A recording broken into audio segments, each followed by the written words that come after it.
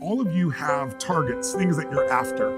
If you're gonna get a new result, if you're gonna grow your business, if you're gonna be able to support your mom, if you're gonna get rid of the anxiety, if you're gonna be able to overachieve and not have all that fear inside of you, you obviously need to get a new result. You're gonna have to get new action. We all know that. You don't get new results with old actions doing the same thing.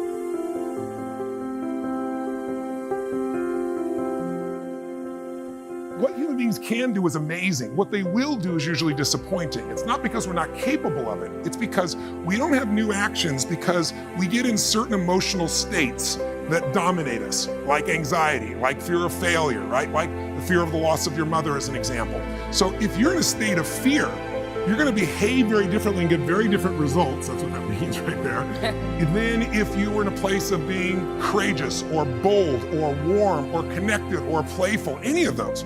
So the most important key to changing your life in any situation is to change results, you gotta change behavior, but to change behavior, you gotta change the emotional state you're in. Now, how do you do that when you don't feel like it, right? Or it feels overwhelming? There are two ways, and I've done this with the greatest athletes in the world. I've done this with 4 different presidents of the United States. I've done it with billionaire clients.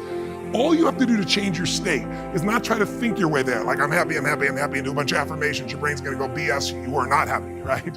What you need to do is make a radical change in the way you use what we call your physiology. It's a big word, it just means the way you use your physical body. The way I'm speaking right now is sped up just a little bit.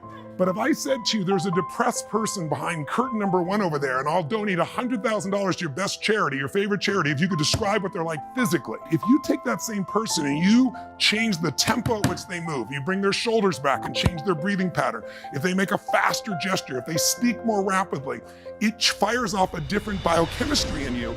And in that state, you will take radically different actions. In fact, I've taught this for 40 years, and about 3 years ago, Harvard finally did a study where they proved what I did worked, and they called it these power positions. And what they showed was if you stand like this and you breathe deep for just 2 minutes, what the science found was that you will absolutely increase your testosterone by 20%, man or woman.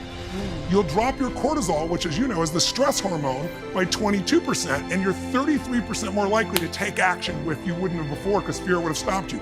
Now, I don't have people just stand like this. I have people move, use their voice, make radical changes in their bodies. You gotta have a seat just to get a feel. I know we're short on time, but you can try it later and you'll feel it after 2 minutes.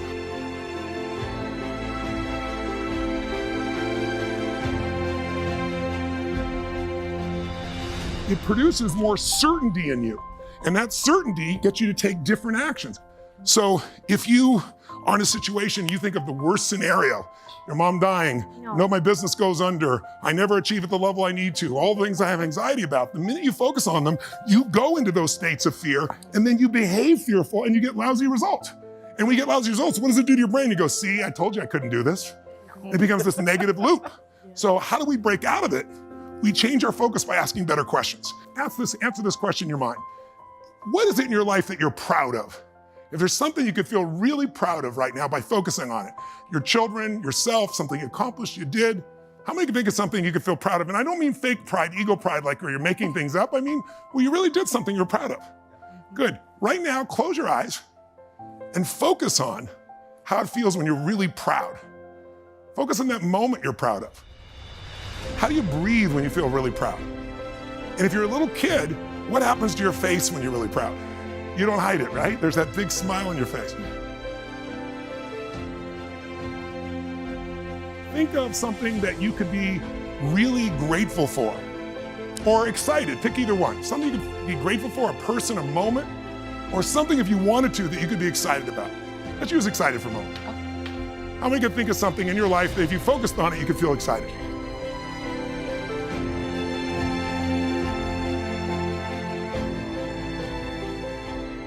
All we're doing is changing your focus. Focus on what could excite you.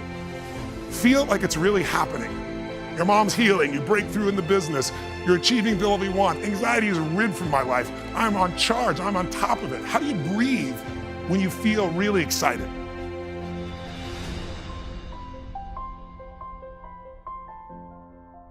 So if we change the state you're in, just by changing our focus or the way we use our bodies strongly. Now, if you say, I'm gonna change my body, like I have people do firewalks sometimes or skydiving, and you go, they're scared and they go, Mr. Robbins said that I should change my physiology, okay? Oh shoot, it didn't work. It's gotta be a radical change, right? Here's my question for all of you. If you focus on what you want, life has probabilities, there's no guarantees, but you increase them when you change your state. And that's really what this is all about. Learning to change your body and learning to change your focus.